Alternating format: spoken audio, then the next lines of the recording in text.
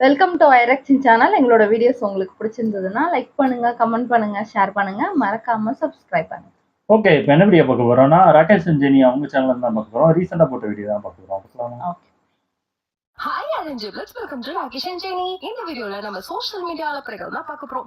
என்ன லேட்டஸ்டா எந்த அப்டேட்டும் தர மாட்டேங்கிறீங்க, எந்த வீடியோவும் போட மாட்டேங்கிறீங்க அப்படின்னு நீங்க டென்ஷன் ஆகுறது எங்களுக்கு புரியுது. தியேட்டரால எப்படி எந்த படமும் இல்லாம ஒண்ணும் மாட்டாம உட்காந்துருக்காங்களோ அதே மாதிரி எங்களுக்கும் பெருசா எந்த கண்டென்ட்டும் கிடைக்கல.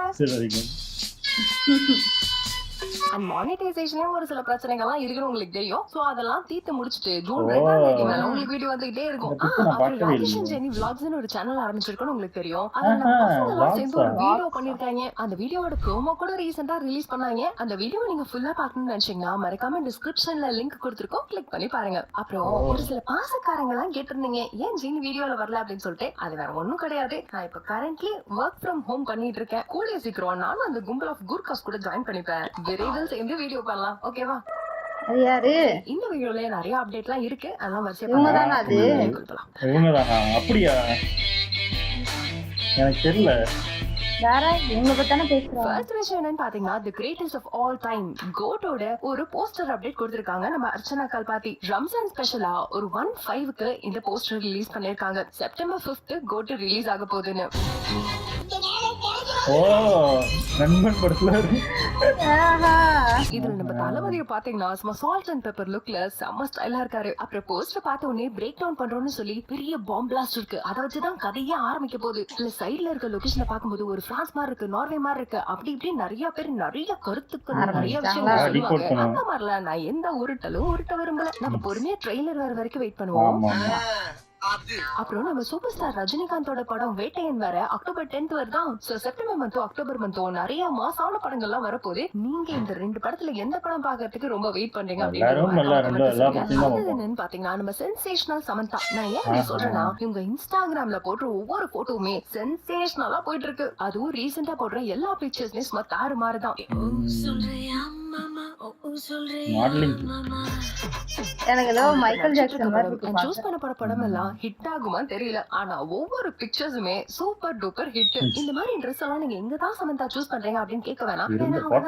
அப்படின்னு சொல்லிட்டு ஒரு க்ளோதிங் லைனே வச்சிருக்காங்களே. சோ அந்த க்ளோதிங் லைனுக்காக விளம்பரத்துக்கு கொஞ்சம் அண்ட் அவங்களோட விளம்பரத்துக்கு கொஞ்சம்னு சொல்லி சும்மா போட்டோவா எடுத்து தள்ளுறாங்க. என்னதான் சொல்லுங்க, but Sam is always cute பா.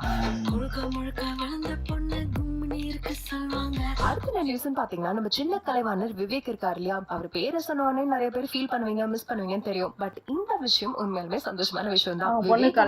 பொண்ணான தேஜஸ்வினி அவங்களுக்கு கல்யாணம் நடந்திருக்கு மார்ச் 28. விவேக்கோட வீட்லயே, அதாவது விருகம்பாக்கத்திலேயே தான் கல்யாணமும் நடந்திருக்கு. இப்போ இந்த கப்பிள்ஸ் கரண்ட்லி காஷ்மீர்ல ஹனிமூன் கொண்டாடிட்டு இருக்காங்க. அண்ட் இதோ உங்களுக்காக அவங்களோட ஒரு சில இன்ஸ்டாகிராம் பிக்சர்ஸ். ஓ அவங்கதான். பாருங்களா, என்னதான் ஒரு பிரபலத்தோட பொண்ணா இருந்தாலும் எந்த ஆடம்பரமும் இல்லாம ரொம்ப சிம்பிளா கல்யாணத்தையுமே ரொம்ப சிம்பிளா தான் பண்ணிட்டாங்க. இந்த நியூலி வெட்ஸ் கப்பிள்ஸ்க்கு எங்களோட விஷஸ்.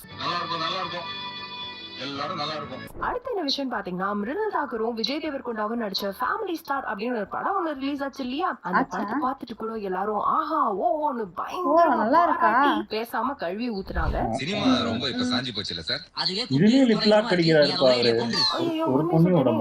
போட்டுருவாங்க. நான் ஏன் இப்படி சொல்றேன்னா விஜய் தேவர்கொண்டாக்கு ரீசெண்டா லைகர் குஷி அப்படின்னு சொல்லிட்டு ஒரே ஃபிளாப் படங்கள்லாம் வந்துட்டு இருக்கு. அந்த வரிசையில இந்த படமும் ஆட் ஆயிடுச்சு. பட் இந்த ஃபேமிலி ஸ்டார் படத்தை பத்தி நெகட்டிவ் ரிவ்யூஸ் கொடுக்குறாங்க, ஆன்லைன் ட்ரோல் பண்றாங்கன்னு சொல்லிட்டு போய் போலீஸ் கம்ப்ளைண்ட் கொடுத்திருக்காங்க.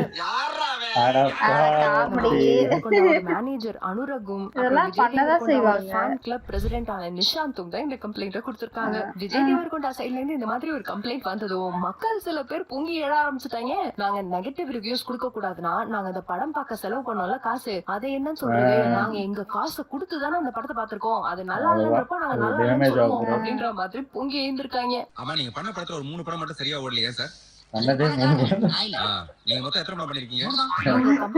சோஷியல் மீடியால இந்த ட்ரோல்ஸ் எல்லாம் ஸ்கிரீன்ஷாட் எடுத்துட்டு போய் கம்ப்ளைண்ட் பண்ணிருக்காங்க. போலீஸும் துரிதமா செயல்பட்டு இந்த ஃபேக் ஐடிஸ் எல்லாம் கண்டுபிடிச்சிட்டு இருக்காங்களா. இந்த விஷயத்தை கேட்டதுக்கு அப்புறம் எனக்கு பிளாஷ்பேக்ல ஒரு விஷயம் ஞாபகம் வருது.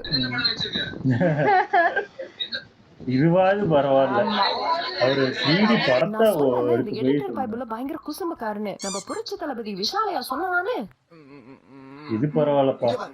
ஏதாச்சும் ஒரு பக்கம் அவன் கருத்து சொல்றது அவன் ஒழுங்க. விஜய் கொண்டாவும் களத்துல இறங்கிடுவாரோ. அடுத்து என்ன விஷயம் பாத்தீங்கன்னா, நம்ம தனுஷும் ஐஸ்வர்யா ரஜினிகாந்தும் 2022லயே நாங்க ஒபிஷியலா பிரிஞ்சுட்டோம் அப்படின்ற மாதிரி ஒரு விஷயத்த ஷேர் பண்ணியிருந்தாங்க. அதுக்கப்புறம் நிறைய இன்சிடென்ட்ஸ்ல இவங்க எப்படியாவது ஒண்ணு சேர்ந்துருவாங்க அப்படின்னு நிறைய புரளையும் கிளம்பிச்சு. அண்ட் அவங்க ஃபேமிலி சைட்ல இருந்து நிறைய இவங்க கிட்ட பேசறதுக்கும் ட்ரை பண்ணாங்களாம். அட்லீஸ்ட் பசங்களுக்காவது இவங்க ஒன்னா வாழணும் அப்படின்னு நிறைய பேர் ஆசைப்பட்டாங்க. ஆனா ஒரு 2 நாள் முன்னாடி தனுஷ் ஐஸ்வர்யாவும் கோர்ட்ல ஆஜராகி செக்ஷன் 13B மியூச்சுவல் கன்சென்ட் படி இவங்களுக்கு 2004ல நடந்த கல்யாணம் இனிமேல் செல்லுபடி ஆகாது அப்படின்ற மாதிரி டிவோர்ஸ் கேஸ் ஃபைல் பண்ணிருக்காங்க. அப்படின்றதுனால கூடிய சீக்கிரம் இவங்களுக்கு டிவோர்ஸ் கிடைச்சிரும். பட் இப்பதான் நம்ம ஐஸ்வர்யா தனுஷ் சரி ஐஸ்வர்யா ரஜினிகாந்த் அவங்களோட இன்ஸ்டாகிராம்ல ஒரே ஹாப்பி பிக்சர்ஸ் தான் ஷேர் பண்ணிட்டு இருக்காங்க. இப்ப கூட ரீசெண்டா 9876 அப்படின்னு சொல்லிட்டு சில ரூல்ஸ் எல்லாம் போட்டுட்டு இந்த விஷயத்த ஃபாலோ பண்ணுங்க லைஃப் ஹாப்பியா இருக்கும் அப்படின்ற மாதிரி சொல்லிருக்காங்க. பட் பாவம் அவங்க எவ்வளவு பிரச்சனை தான் சமாளிப்பாங்க. இந்த பக்கம் டிவோர்ஸ், அந்த பக்கம் ஹார்ட் டிஸ்க் தொலைஞ்சது, முடியல. அடுத்த விஷயம் பாத்தீங்கன்னா நம்ம காயத்ரி இருக்காங்கல்ல, அவங்க நம்ம விஜய் சேதுபதி அவர்களுடைய க்ளோஸ் ஃப்ரெண்டான ஆக்ட்ரஸ் காயத்ரி. இவங்க ரீசெண்டா இன்ஸ்டாகிராம்ல பிக்சர்ஸ் எல்லாம் ஷேர் பண்ணிருந்தாங்க. இவங்களை இது வரைக்கும் நம்ம ஒரு மாதிரி ஹோம்லி லுக்ல தான் பாத்திருக்கோம். அண்ட் படங்களுமே அதே மாதிரி ரோல் தான் சூஸ் பண்ணி நடிப்பாங்க. இவங்களா அப்படி சூஸ் பண்ணி நடிக்கிறாங்களா இல்ல இவங்களை தேடி வர்றது எல்லாமே அப்படி இருக்குமான்னு தெரியல. பட் இப்போ இன்ஸ்டால ஒரு சில பிக்சர்ஸ்லாம் ஒரு மாதிரி ஹாட் அண்ட் சிஸ்லிங்கான பிக்சர்ஸ் எல்லாம் ஷேர் பண்ணிருக்காங்க. இவங்களுக்கு இந்த லுக் சூட் ஆகுதான்னு கேட்டா இவங்களுக்கு இல்லையா, அதனால கொஞ்சம் புதுசா இருக்கு. மத்தபடி ஷீ லுக்ஸ் கிரேட் அப்படின்றதுல டவுட்டே இல்ல. இந்த பிக்சர்ஸ் எல்லாம் பார்க்கும்போது எனக்கு ஒரு சில விஷயங்கள்லாம் கிளியரா புரியுது. ஹோம்லி ரோல்ஸ் எல்லாம் மட்டும் எடுத்து பண்ணிட்டு இருந்த ஹீரோயின்ஸ்க்கு கொஞ்ச நாளுக்கு அப்புறம் ஹீரோயின் கேரக்டர் வராம அப்படியே அக்கா ரோல் வரும், அதுக்கப்புறம் அண்ணி ரோல் வரும், அதுக்கப்புறம் அம்மா ரோல் தான் வர ஆரம்பிக்குது. சீரியலுக்கு எல்லாம் கூப்பிட ஆரம்பிச்சிட்டாங்க. சோ இதுல இருந்து தப்பிக்கணும்னா look at me I look great அப்படின்னு சொல்ல வேண்டியதா இருக்கு. சோ இந்த விஷயத்த தான் நம்ம காயும் சொல்ல ட்ரை பண்றாங்கன்னு நினைக்கிறேன். எனி ஹாப்பா இவங்களோட லுக் கொஞ்சம் டிஃபரெண்டா இருக்குதான், பட் எனக்கு பிடிச்சிருக்கு. மன்சூர் அலிகான் தமிழ் தேசிய புலிகள் அப்படின்ற பேர்ல கட்சி வச்சிருந்தாரு. அதுக்கப்புறம் பேர் சரியில்லை, இல்லப்பா ராசி சரியில்லைப்பா பேரை மாத்தியே ஆகணும்னு சொல்லிட்டு இந்திய ஜனநாயக புலிகள் அப்படின்னு சொல்லிட்டு பேரை மாத்திட்டு தேசிய அரசியல்ல குதிச்சிருக்காரு. அவரோட சின்னம் பலாப்பழம். இந்த விஷயம் உங்களுக்கு நல்லா தெரிஞ்சிருக்கும்.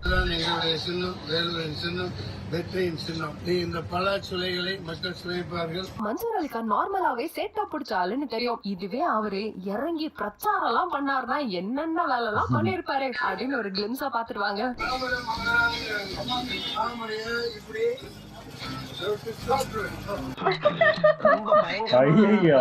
பாத்தீங்களா தாமரை மலராது மலராது எல்லாம் சும்மா வாயிலே சொல்லிட்டு இருக்கீங்க. இந்தாங்க தாமரையை நான் சாப்பிட்டே முடிச்சுட்டேன், அதனால மலரவே மலராது. இதோ பாருங்க ரெட்டலையும் சாப்பிட்டுட்டேன் அப்படின்னு 2த்தையும் வாயில போட்டு நல்லா மென்னிட்டாரு. சூரியனை போய் தின்னுட்டு வாரோ. சோ ஃபைனலா பலாப்பழம் தான் ஜெயிக்கும் அப்படின்னு சொல்லிட்டு பலாப்பழத்தை தூக்கி காட்டியிருப்பாரு. ஒரு டிவிஎஸ் 50ல பலாப்பழத்தை முன்னாடி கட்டிக்கிட்டு அந்த வண்டியை ஓட்டினா கூட பரவாயில்ல, 2 காலையும் வச்சு இங்கிட்டு தள்ளிட்டே போறாரு.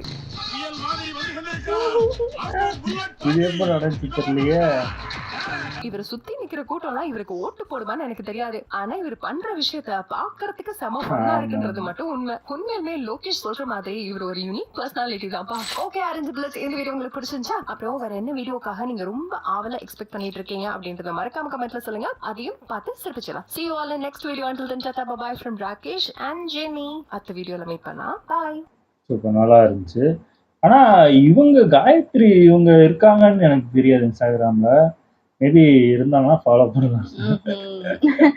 எனக்கு அவங்க ஓகே, அவங்க ஹோம்லியாவே நடிக்கணும்னு இல்ல, எல்லா ஹீரோயினுமே அந்த மாதிரி மாறிடுச்சு. கீர்த்தி சுரேஷ் அப்படிதான் ஹோம்லில இருந்து அப்படியே மாறி அவங்க வேற லெவல்ல. சாய் பல்லவி அப்படிதான் இருந்தாங்க, இப்போ காணவே இல்ல. இந்த படத்துலயுமே ஹோம்லியா நடிச்சாலே கொஞ்சம் நடிக்கிறாங்க, அதுக்கப்புறம் ஆளு இந்த மாதிரி அக்கா கேரக்டர் அம்மா கேரக்டர் ஆக்கிடுறாங்க. அதனால இவங்க ஒண்ணும் தப்பு கிடையாது. எல்லா ஹீரோயினும் இப்படி இருக்கும்போது இவங்க ஒண்ணும் மாறுறது தப்பு கிடையாது. அதுக்கப்புறம் விவேக் சாரோட பொண்ணு கல்யாணம் அது இறந்து போய் இப்பதானே கல்யாணம் பண்றாங்க. அதனாலதான் எனக்கு தெரிஞ்சு அது கிராண்டா பண்ணாம சிம்பிளா அவங்களோட ஃபேமிலியோட முடிச்சுக்கிட்டாங்க. அது இல்லாம அது அவ்வளவுதான் பண்ணுவாங்க எல்லா வீட்லயுமே. அப்படி அந்த மாதிரி ஒரு இன்சிடென்ட் நடக்கும்போது கண்டிப்பா இந்த மாதிரி அந்த வீட்டுல ஒரு நல்ல ஃபங்க்ஷன் நடத்தணும்காக பண்ணிருப்பாங்க. அதனாலலாம் அதை பெருசா கிராண்டா பண்ணா அது நல்லா இருக்காது. ஏன்னா உங்க அப்பாவும் இறந்துருக்காங்க, இதை போய் கிராண்டா நடத்தினா நல்லா இருக்காது. நல்லா சிம்பிளா முடிச்சிருப்பாங்க. அவங்க இருந்தாங்கன்னா இன்னும் நல்லா இருந்திருக்கும். அது கொஞ்சம் வருத்தமா தான் இருக்கு. ஆமா தனுஷும் ஐஸ்வர்யா இவங்க ஏற்கனவே பிரிஞ்சுட்டாங்கன்னுட்டாங்க. இதுக்கப்புறம் இது சேரவே சேராதுன்னு தனுஷ் முதல்ல அவர் எங்க சேர்ந்தாரு? அவர் யார் கூடயெல்லாம் சேர்ந்திருக்காரு? ஆமா. அவர் எங்க சேர்க்க எப்பயோ போட்டுக்க போகுதுன்னு நினைச்சா இது சொல்லிட்டாங்க. அந்த பசங்களுக்காவது கொஞ்சம் பாத்துருக்கலாம். நல்லா இருந்துச்சு. ஓகே, எங்க வீடியோஸ் உங்களுக்கு பிடிச்சிருந்தா லைக் பண்ணுங்க, ஷேர் பண்ணுங்க, கமெண்ட் பண்ணுங்க, மறக்காம சப்ஸ்கிரைப் பண்ணுங்க. எல்லாருக்கும்